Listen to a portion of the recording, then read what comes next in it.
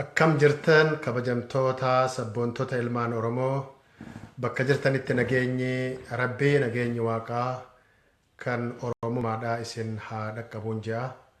Yooyyaa daadooyyuu wal guliyaatuun ja'a. Namoonni boodarra dhuftan viidiyoo kilippii kana yoo daawwattan akka hiriyoota keessaniin dhaqqabdaniin ja'a. Dhaamsii har'a gabaabaan isinii qabadhee dhiyaadhu akkuma kaleessa. Dhaamsa waa'ee marsariitii piroojeektii keenyaa yookiin immoo weebsaayitii keenya namaatu na gaafataa ture. Dalagaa keessan offlaayinii yookiin immoo tooraan ala hojjechuu ni dandeessanii bakka intarneeta hin qabnetti hojjechuu ni dandeessanii kan jenne san ture. Namoonni barreessitanii nu deebisuudhaaf ijibbaata godhaa turre. Haa ta'u garuu immoo kilippii tana eega qopheessineen booda dhawaataan isin dhiifama neetworkiitu laafaadhaan duuba marsariitii yookiin immoo weebsaayitii sanirratti osoo loogiin hin goone offlaayinii tooraan alatti bakka intarneetiin yookiin immoo waayifaa hin jirretti offlaayinii hojjechuu ni dandeessanii koompitara keessan irratti. Intarneeta yookiin waayifaa hin barbaaddan yoo offlaayinii hojjechuu barbaaddan koompitara keessan irratti eega hojjette booda seef godhuu qabdanii. Seef kan itti gootan flash diskii USB keessan irra tahe waan seef godhaadhaa immoo word file seef godhuu qabdanii. Eega bakka intarneetatti deetaa yookiin waayifaa argataniin booda marsariitii keenyatti yookiin weebsaayitii keenyatti loogiin gootanii bakka fakkeenya isin garsiisaa kana booda isin garsiisuun mala asirraa ni agartan achirratti isin maxxansinee jira bakka faayilii choose file jedhusan word faayilii choose godhuu qabdanii akkasitti waan seef gootaniif jechuudha.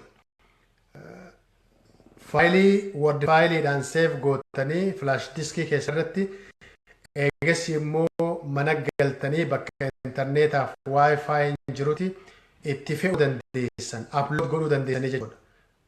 Hiika jechoota fakkeenyaaf English word kan jedhu jecha afaan Ingiliishiidhaa barreessanii dura eegas hiika afaan Oromoo jedhaa afaan hiiktan hima itti barreessaa kun kan offlaayiniidhaati.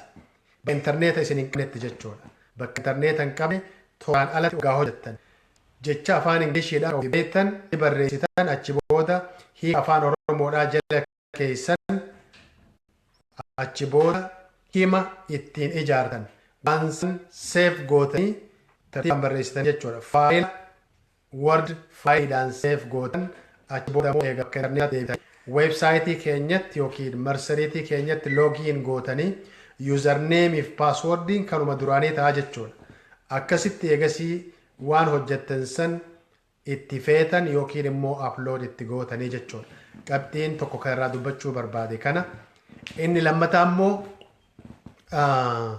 gabaasa torban dabree haga guyyaa har'aatti warroonni hojjechaadhaa turtan loqodoota gurguddaa lafa keenya 8 keessaa eenyuutu tokkoffaadha torban dabre kanaatu tokkoffaadha amma akkamii dubbiin akkam ta'e jettanii warroonni nagaafachaadhaa turtan haga tokko isinii ibsuu ni yaala.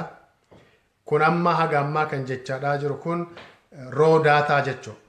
Walumaa galatti gulaallee waan torban tokko boru isinii barreessuudhaaf teenya. Haa ta'u garuu immoo odeessa gabaaboo isinii kennuu ni danda'a namoota nagaafattaniif.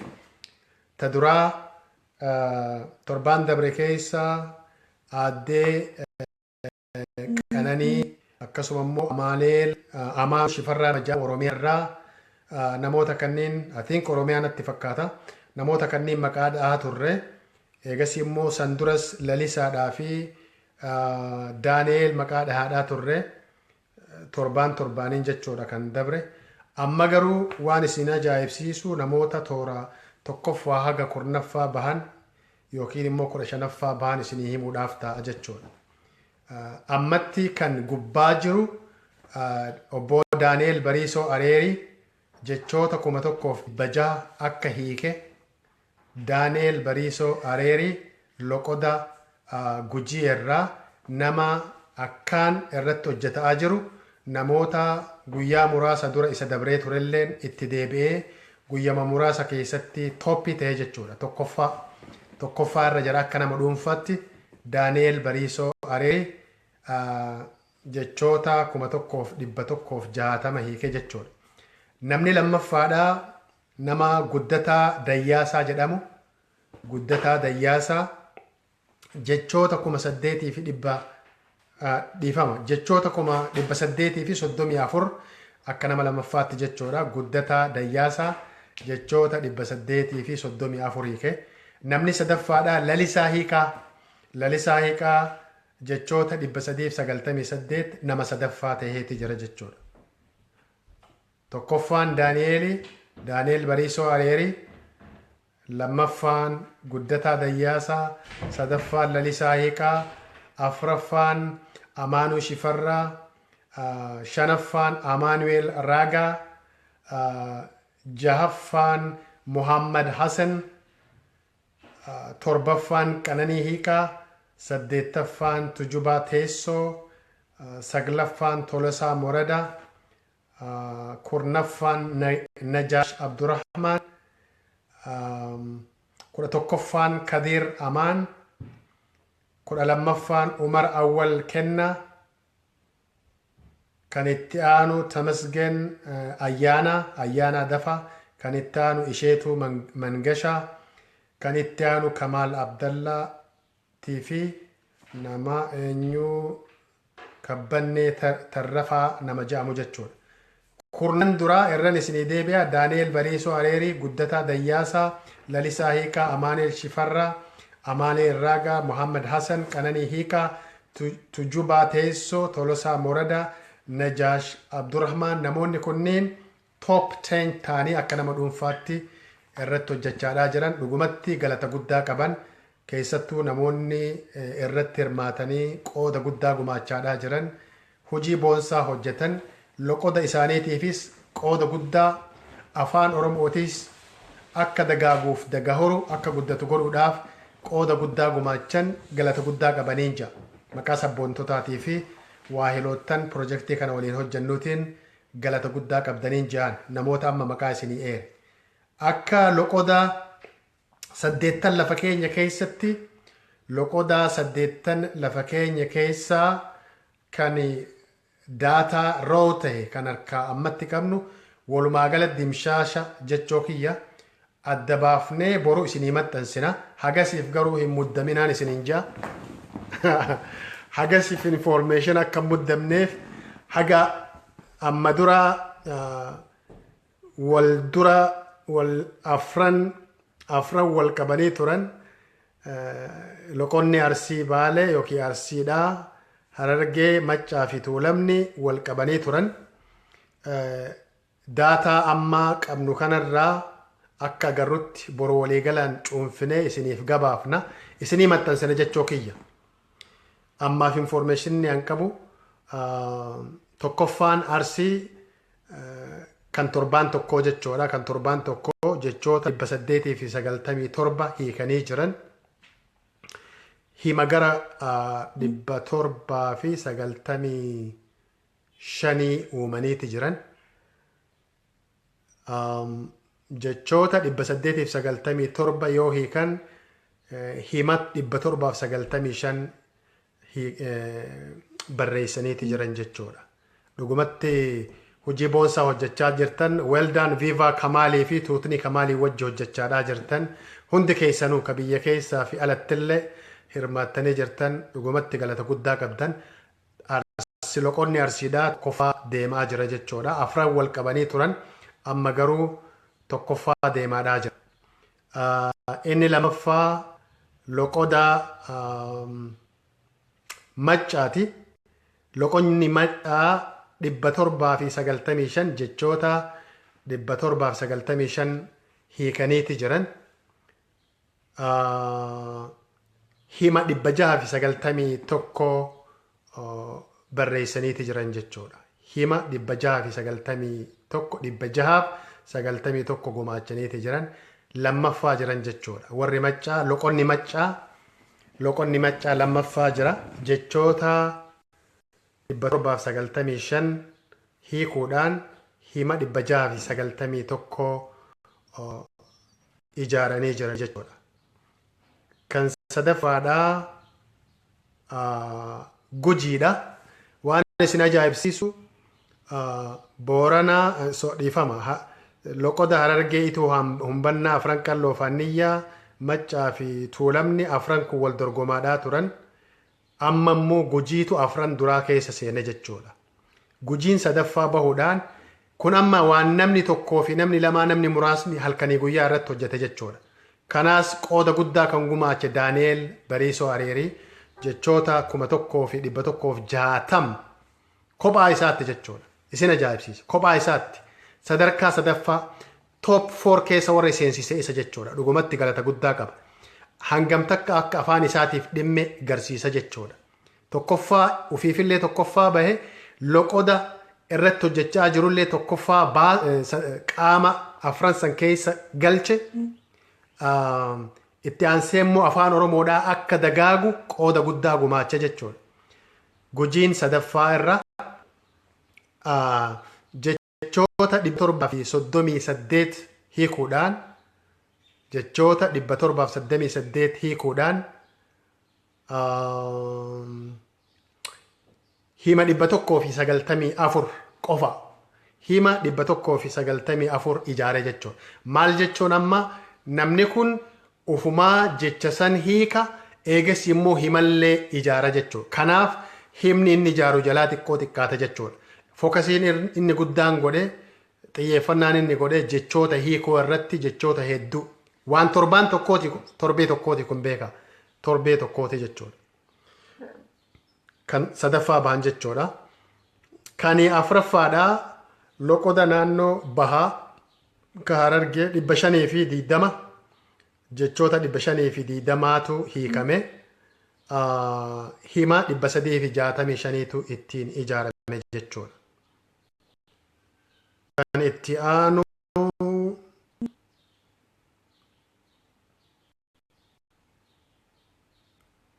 itti aanu Karayyuudha. Karayyuun hanga ammaa jecha 64 qofaa hiikan loqoda Karayyuu irratti warri hojjetaa jiru. Rukeessa kaleessaa fi dheengadallee dhaadachaadhaa ture. I think namoota jiran kanneen dura dabruun ni mala. Jechoota 67 hiikanii jechoota 67 hiikanii akkasuma immoo jechoota hima 67 ijaaran. Jechoota 67 eega hiikanii booda hima 67 ijaaran. Tarii nama tokko yookiin nama lama yookiin immoo nama muraasatu irratti hojjechaa jira jechuudha. Inni itti aanu kan raayyaati. Karaayyaa 56tu hiikame. Hima 8 qofaatu itti ijaarame jechuudha. Hima 8tu ijaarame. Kan maayidhaa Booran 42 hima jecha 42tu hiikame. Hima 5tu itti ijaarame jechuudha. So kan inni isinii ibsuuf dhaamsa walii dabarsuun barbaachisaa akka ta'e dhaamsa walii dabarsuun warroonni hojjechaa jirtan immoo dhugumatti ittiin boonuu qabdan guddaa gumaachaadhaa jirtan isinillee barachaadhaa jirtan namas barsiisaadhaa jirtan loqoda qabdanii fi kan irraanfame san as fiddanii baraaraadhaa jirtan afaan Oromoodhaa akka guddatu godhaadhaa jirtan seenaa hojjechaadhaa jirtan jechuudha. Tarii namoota garitti wanni kun namatti itti fakkaachuu qabuun ni mala. Ittiin dhagahamu ni mala. Wanni kun seenaa guddaa hojjechaadhaa jirtan galmeen keessan akkuma jirutti ta'a jechuudha. Galmeen keessan ni taa'a. Gabaasni ni jira. Addunyaatti yookiin immoo uummatni ni beeksifama jechuudha. Galmee seenaa guddaa irratti jechuudha. Namni biyya lafaa kanarra wanni jiraatu waan gaarii hojjechuu, seenaa gaarii hojjechuu, saba isaatti tola oolu waan danda'u gumaachuudha waan ta'eef qooda seenaadhaa simachaa waan ta'eef akka waan laayyuu kan baata kan laallee isin jira. Irraan isin jedha tokkoffaan loqoda Arsiiti, lammaffaan loqoda Maccaati, sadaffaan loqoda Gujiiti, afuraffaan loqoda Bahaa Harargeedhaati, shanaffaan loqoda sadaffaan loqoda tuulamaati, afuraffaan loqoda harargeedhaati, jahaffaan loqoda karrayyuuti, torbaffaan raayyaa, saddeettaffaan loqoda booranaati jechuudha. Hanganumaan isinii ibsaa. Yoo gaafii qabaattan ammas iimeelii nu erguu ni dandeessan, inboksiis nu godhuu ni dandeessan. Yoo immoo gaafiin heddummaate immoo karaa viidiyoodhaatiin isinii ibsuu ni dandeenya.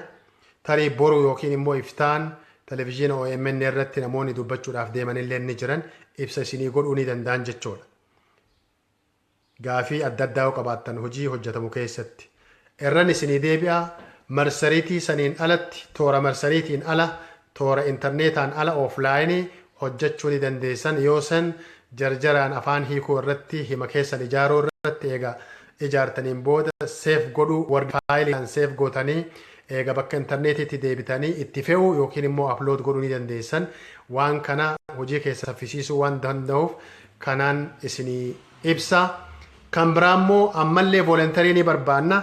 Namoota jechoota haga ammaa hiikaman, hima haga ammaa ijaarame, namoota nu gulaalan loqodoota hunda keessaa jechuudha. Loqodoota gurguddoo 8 lafa keenya keessa namoonni afaan Oromoodhaa qubee Oromoodhaa sirriitti dandeessan, afaan Oromoodhaa qaceellotti barreessuu dandeessan, dubbiftan, ittiin barattanii jirtan, kan beekumsa waan sanii qabdan akka gulaaltotaatti editaroota akka taatan isin barbaanna voluntarily.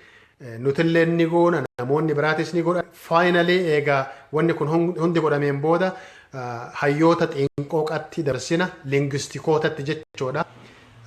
Kanaaf ammatti voluntarii barbaanna. Akkuma hundi keenyaa hundi keessan asirratti voluntarii hojjechaa jirtan ammas voluntarii warra edit godhu barbaanna. Qaceellotti nama afaan beeku, nama qubee barreessuu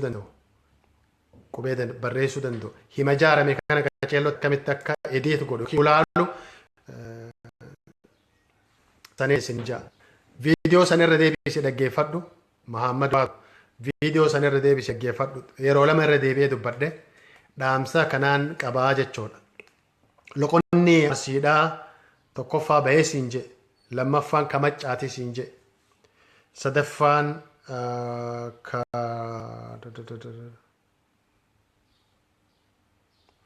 dhibba 890 yaa sadaffaan Gujii sadan gubbaadhaa Arsii, Maccaa fi Gujiitu sadii. Eegas immoo afuraffaan Tuulama, shanaffaan Harargee, jahaffaan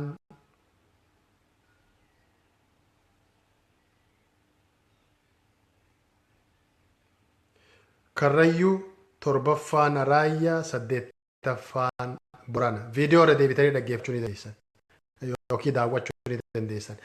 Fayyaataa irra jabaadhaa. Warri jabaatanii hojjechaa jirtan, hojii hojjechaa jirtan akka dhuunfattillee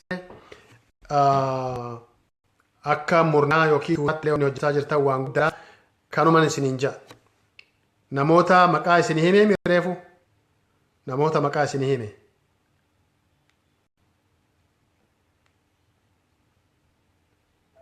Isin himee midhiidho.